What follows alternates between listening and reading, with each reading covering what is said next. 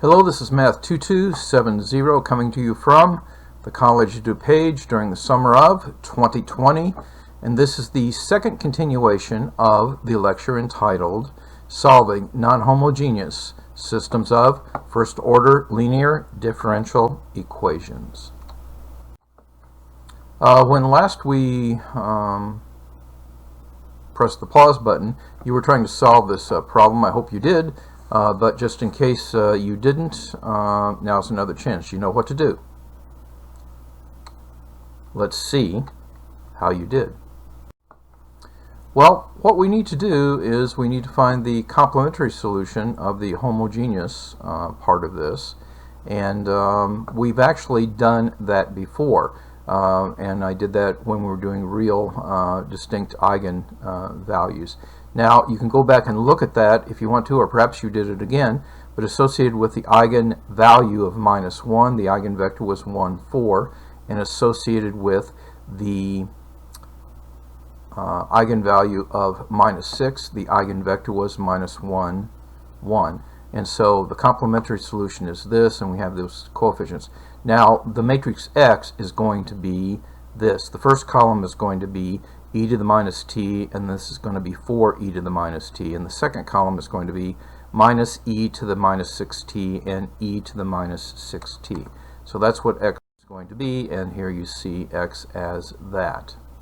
And now we need to find the inverse of this matrix. Now we know how to do that because of a little review we did, and the process is the same even though it's a function of t. It's not always easy to do, but sometimes it is. Now I'm leaving these details for you to check, but this is what you get if you find the inverse of the matrix X.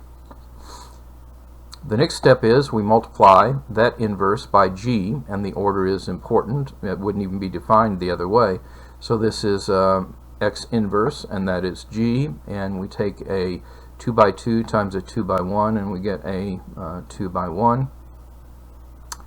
And so that's what we have, and then we have to integrate that. And so we integrate that, and when we integrate that, we get, you integrate each term, and you get these values. So those are the integrals, and so that's what we get for this part of it. And then the particular solution is going to be the matrix X, which is this one, times what we just got.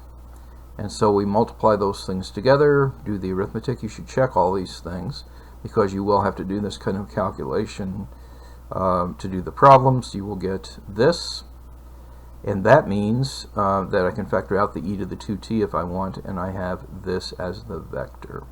So the general solution is my complementary solution plus my particular solution. Neat, huh? Okay, now a little bit more theory, and then we'll do another example. Suppose we had an initial value problem of this form. Again, it is non-homogeneous because we have this f of t here, and we have this initial condition. Now we can use this initial condition to solve for c. And if we express x of t using a definite integral, we have this x of t is equal to. Now this really is just the solution to the homogeneous equation if we solve for what c has to be to give you these values. So this is a matrix times a column vector, and then this is the solution that we found for the particular solution, and we go from 0 t0, which is what we're calling that thing, up to t. Okay, so that is what we have, and that's the equation that they were talking about. I guess I ended up really just almost rewriting that completely. Anyway, from the initial condition, we're substituting t0 in, and so if we put t0 in here, notice this integral is from t0 to t0, it drops out, and so what you get is x0 is equal to just x, the matrix evaluated at t0 times c. Now that means we have to solve for c, but we can do that by multiplying or operating on both sides by x inverse, So x inverse evaluated at t0 here is going to give you just c, and on the other side it is going to be x inverse evaluated at t0 that, so we have c is equal to this. So the solution is given by the formula. What we do is we can substitute for c this, so we get this plus, and we have x of t, this integral from t0 to t of that. Now to apply that, then, there's a little bit of a summary. To apply the variation of parameters formula, we first determine a fundamental matrix, x of t, for the homogeneous system. And in the case where the coefficient matrix A is constant, that's pretty easy to do.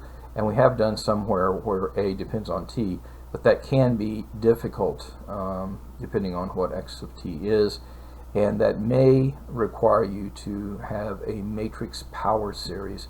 And that's a harbinger of some upcoming discussions about the exponential e, and A is a matrix, so e to the a discussions. But now we are going to use what we just talked about to find the solution to the initial value problem. Again, it is non-homogeneous and it is an initial value problem. You know what to do. Let's see how you did. And here's the problem over here to remind us. Well, first thing you need to do, because we haven't worked this problem before, you need to find the eigenvalues.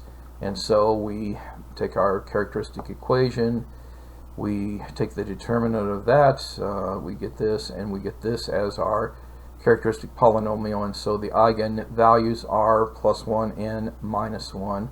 Now we need to find the eigenvectors. So R1 equaling 1.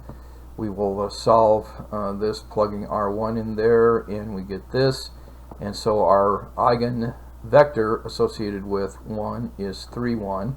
And for R2 equal -1, the eigenvector is going to be 1, 1. So that means, and again, this was for the eigenvalue 1, it was 3, 1. So when you multiply that together, you get this for our first column. And our second column is this. Those are both e to the -t. So we know what x of t is. And so now what we're going to do is we're going to find the inverse of x of t. And notice that we actually can compute this even though these are functions of t. In this case, the formula is the same. It's this little formula that you have over here. And then we're going to use the formula 13 that we had, which was this one that I just derived.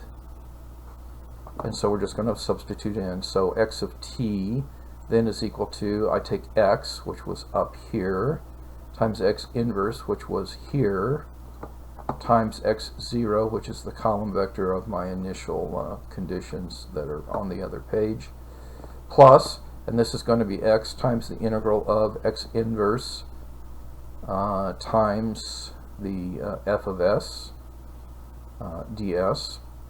And I'm going from 0 to t because my initial value was at t. And then there's a lot of matrix calculations, and here's some calculus. You integrate these. Notice that when you plug in 0 here and do the calculation, you will get some constants. There's where the constants come, because an exponential to a 0 is 1. And so you combine terms and you get, this is your solution. So x1 is the top row, x2 is the next row. We'll continue this discussion in 38.2.